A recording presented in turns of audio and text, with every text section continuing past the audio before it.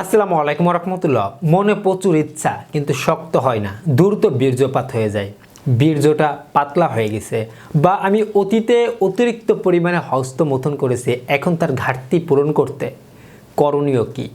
কোন খাবারটি খেলে দ্রুত একটি সমাধান পাওয়া যায়?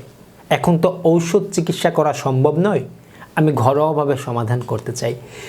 এই প্রশ্নগুলো অনেকেরই মধ্যে ঘোরাঘুরি করে। আজকে আমি আপনাদের সাথে একটি গাছের শিকড়, একটি গাছের শিকড় সম্পর্কে আলোচনা করব বা পরিচয় করিয়ে দিব।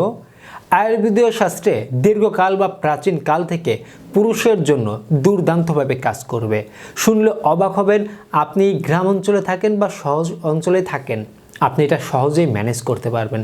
এখন কম বেশি এটা সব জায়গায় পাওয়া যায়, কারণ যেহেতু উপকারিতা রয়েছে এখন অনেকেই জানে, যার কারণে এটা এখন চাষও বেশি হয়ে থাকে বা এটা এখন হাতের নাগালেই পাওয়া যাচ্ছে। চলুন আমাদের মূল আলোচনায় ফিরে যাওয়া যাক। প্রথমেই বলতে চাই, আমার প্রত্যেকটি ভিডিও মেডিকেল থেকে তুলে ধরা হয়, অবশ্যই শিক্ষণ হিসেবে দেখবেন।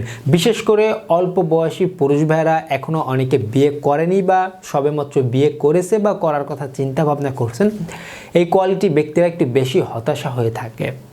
হতাশা এজন্যই হয়ে থাকে, অতীতে অতিরিক্ত পরিমাণে হস্তমৈথুন হয়ে যায়। অনেকে জেনে থাকেন হস্তমৈথুনের ক্ষতি না, মেডিকেল বলে থাকে, কিন্তু মেডিকেল যেভাবে বলে আপনারা সেই নিয়মে তো করেন না। মেডিকেল বলে মাঝে মাঝে নিজেকে সামলানোর জন্য হালকা একটু একটু হলে সমস্যা নেই, কিন্তু অনেকে আছে দিনে একাধিকবার পর্যন্ত হস্তমৈথুন করে থাকেন। এই কোয়ালিটি ব্যক্তিদের পেনিসেও কিছু সমস্যা হয়ে যাচ্ছে, বীর্যটাও পাতলা হয়ে যাচ্ছে, মনের দিক দিয়ে মানসিকতার দিক দিয়েও দুর্বল হয়ে যাচ্ছে, আস্তে আস্তে যৌন শক্তিও কমে যাচ্ছে। এই কোয়ালিটি ব্যক্তিদের শুরুতেই বলতে চাই, যত খাবার বা যত নিয়ম বা যত ঔষধ গ্রহণ করেন না কেন, আপনাদের নিজেদের কিছু পরিবর্তন যদি জীবন চলার পথে আনতে না পারেন, তাহলে আমি মনে করি আপনি বড় কোনো ঔষধ খেয়েও তেমন একটা সমাধান পাবেন না। গাছের শিকড় তো পরের ব্যাপার। সুতরাং আমি আপনাদের বলতে চাই, জীবনের মানকে ঠিক করতে হবে, সকল রকমের বদ অভ্যাসকে না করতে হবে।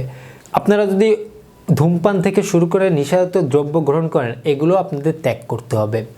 রাতে যদি না ঘুমিয়ে থাকেন, অবশ্যই পর্যাপ্ত পরিমাণে ঘুমানোর ব্যবস্থা করতে হবে।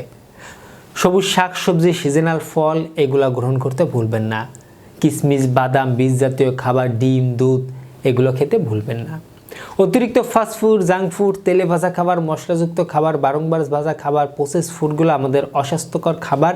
এগুলো আমাদের স্বাস্থ্যের জন্য কোনো প্রয়োজনে আসে না, শুধু আপনার মুখ রুচি আর পেট ভরছে এমন হয়ে দাঁড়ায়। এগুলো আমাদের যৌন শক্তি বৃদ্ধি করতে কোনো হাত রাখে না। সুতরাং এই খাবারগুলো থেকেও আমাদের একটু এড়িয়ে চলতে হবে।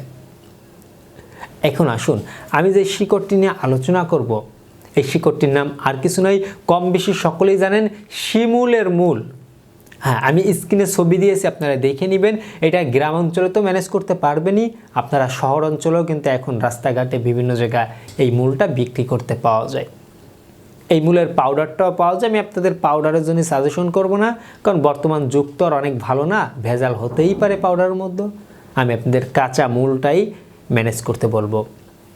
2-4টা 10টা মূল আপনারা ম্যানেজ করে নর্মাল ফ্রিজে রেখে দিলে আপনাদের 10-15 দিন 1 মাস হয়ে যাবে, চলে যাবে, নষ্ট হয় না সাধারণত। প্রতিদিন সকালবেলা খালি পেটে 2 কর বা 3 কর পরিমাণ বা মাঝারি সাইজের একটা মূলের অর্ধেক অংশ পরিমাণে আপনারা উপর দিয়ে সিলে তারপর আপনারা চিবিয়ে খেয়ে নেবেন। যদি খাওয়ার সময় বা খাওয়ার পরে আপনারা সাথে সাথে মধু, অরিজিনাল মধু ম্যানেজ করতে পারেন, যদি খেতে পারেন, এটা আপনি অপশনাল রাখলাম, কারণ তাহলে একটু দ্রুত আরও ভালো কাজ করবে। 2টার উপাদানের সমন্বয়ে আরও আমাদের শরীর দ্রুতই পরিবর্তন হয়ে আসবে, আমাদের হরমোন ক্ষমতা বৃদ্ধি পাবে।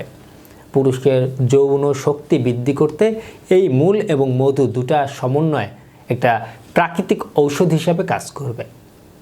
আমরা 2 থেকে 3 কর পরিমাণে বা অর্ধেক, বা যদি একান্ত পারেন আপনারা প্রথম 7 দিন 10 দিন একটা মূল আপনারা খেয়ে নিতে পারেন। এভাবে আপনারা 1 থেকে 2 মাস বা 3 মাস একভাবে খাবেন, 3 মাস পরে বন্ধ রাখবেন। আবার কিছুদিন পর পর মাঝে মাঝে এটা খেয়ে যেতে পারেন, কিন্তু একভাবে দীর্ঘদিন একভাবে খাওয়া এবং অতিরিক্ত বেশি খাওয়ার দরকার নেই। কোনো উপকারী উপাদানও অতিরিক্ত বেশি খাবো না, মূলের ব্যাপারেও কোনো ব্যতিক্রম কিছু নয়, অবশ্যই আমরা পরিমিতভাবে খাবো। নিজের মধ্যে কোনো রোগ থাকলে অবশ্যই একজন চিকিৎসকের পরামর্শ নিতে ভুলবেন না। সবাই ভালো থাকবেন, সুস্থ থাকবেন, সকলের সুস্বাস্থ্য কামনায় আজকের মতো এখানেই শেষ করছি। ধন্যবাদ সবাইকে।